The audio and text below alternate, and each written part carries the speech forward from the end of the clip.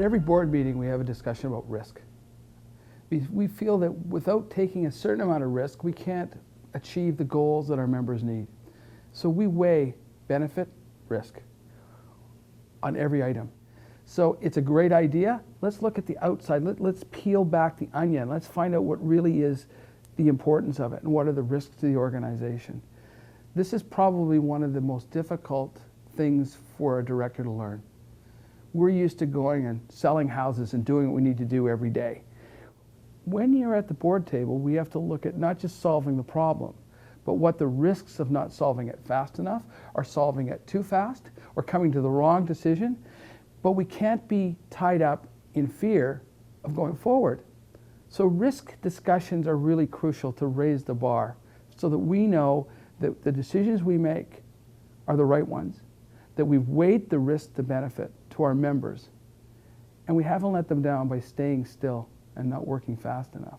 So like I say, at every meeting we discuss risk, and we'll continue to do that because risk management, not necessarily risk avoidance, but risk management is what we do at the board table. We had let's say a vision of the future that Brad Scott, our CEO, gave us. He called it the REBGV 10.0. Really, it's a look into the future of where we know we need to go, where we need to be looking at to be aggressive going forward, but to be secure and safe in the way we do it. One of the big things that came out of it was the education and transformative education.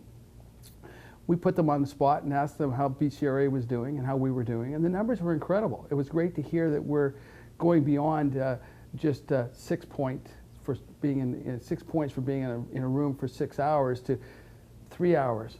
We're even looking at 2 hours and 1 hour. It's not about getting your points for PDP, it's about getting educated. One of the items in REBGV 10.0 was an examination of a lot of data we don't have. In BC, and specifically in Vancouver, a lot of condos have sold. It's very frustrating as a member not to be able to get the solds in a building. Right now we're working on a possibility of that happening.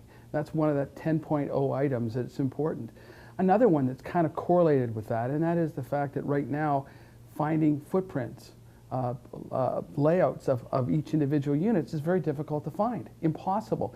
And if we do, it's different, everyone's different. We're looking at potentially having a system in place that when you list a property, you'll get, just like you get today a title search, you'll get a drawing of the footprint of that particular unit. So having all of the data potentially available to MLS with the cooperation of these developers, it's going to allow the public to have something that they can't get anywhere else but from us as professional realtors. That's just two of the items in that program.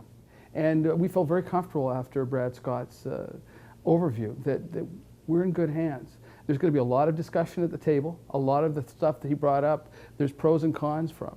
But we're going to be looking at the risk to benefit of each of those items. There was like 8 or 9 items. But we'll look at the pros and cons of each of them. We'll look at what the risk to value is to our members. At the end of the day, we're moving forward because the last thing we want to do is sit back and let the world go by us. Your board of directors has been on a journey in the last few years to elevate our education, to make us better governors. To this point, when I joined the board 6 years ago, we were given educational opportunities to go to different places. There wasn't really a focus. Over the last couple years, and highlighted this year, we've been able to focus and say that when you become a director of REBGV, you need to go on governance training. And this year, with our move to send 9 of our directors and 1 of our senior managers to Saskatoon for a 2-day conference on governance. And it really demonstrated to me specifically that we are a governance board. And what is a governance board? A governance board is just good systems, looking at how we can elevate what we do. One of the challenges we've been having is when people do get to the board different ways, they really don't know that their job when they get there is to govern. The board of directors is responsible for insight, oversight, foresight. Those are the things we do. Those are governance oriented. So we're going to be looking to the board development committee to come up with ideas and ways to get this education to our members before they become directors.